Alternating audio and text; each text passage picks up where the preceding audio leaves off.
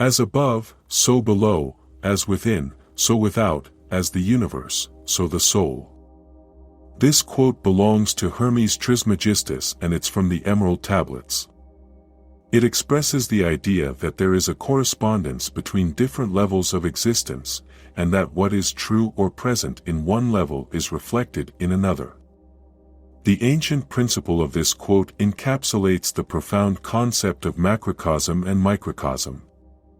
This philosophical and metaphysical idea suggests that there exists a deep interconnection and correspondence between the larger universe, known as the macrocosm, and the individual, referred to as the microcosm.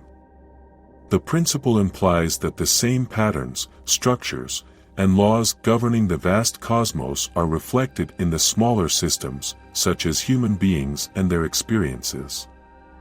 The macrocosm encompasses the entirety of the universe, including galaxies, stars, planets, and all cosmic phenomena. On the grandest scale, it represents the cosmic order, the laws of physics, and the underlying principles that govern the universe's functioning. The macrocosm is often associated with the external world and the cosmos beyond our earthly domain. In contrast, the microcosm represents the individual, the human being, or any smaller system existing within the universe. It includes not only the physical body but also the mind, emotions, and spirit. As above, so below, as within, so without, as the universe, so the soul. The first part of the quote, as above, so below, suggests that there is a connection between the physical world and the spiritual or metaphysical world. In other words, what happens in the heavens or in the higher realms is reflected on earth or in the lower realms. The second part of the quote, as within, so without, suggests that our external reality is a reflection of our internal reality. What we think and feel inside of ourselves is manifested in our external circumstances and experiences. The third part of the quote, as the universe, so the soul, suggests that the entire universe is reflected within the individual human soul. In other words, the macrocosm of the universe is reflected in the microcosm of the individual.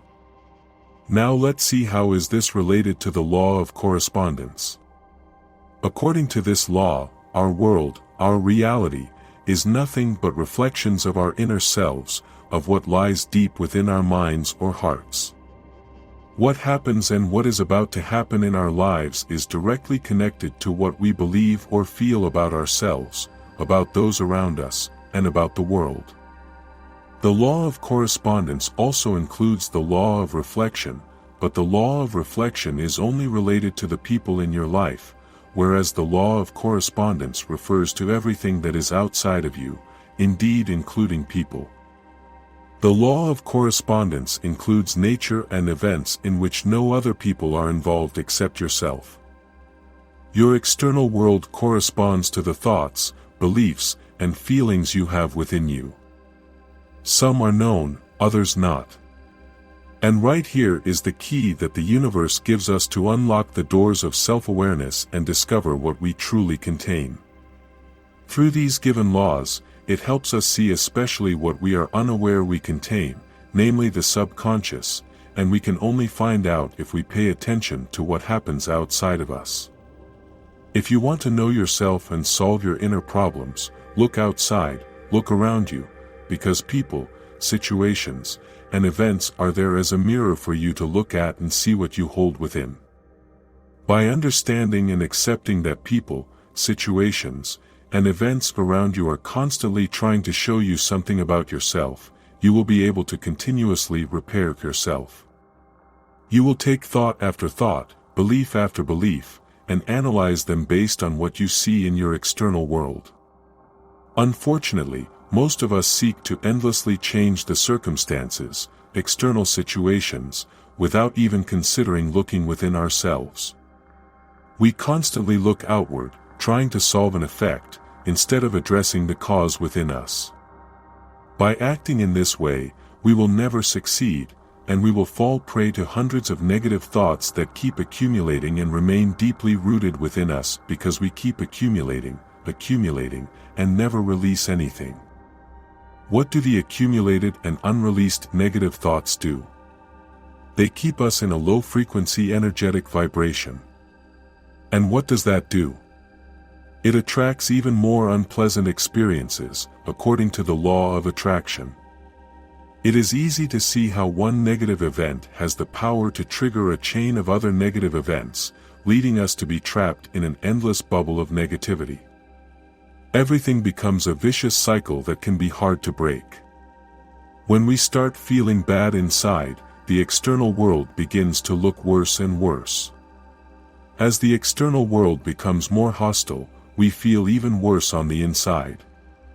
Taking responsibility is the first step in spiritual evolution and one of the keys to living the life we desire, but this is a challenging task for most people.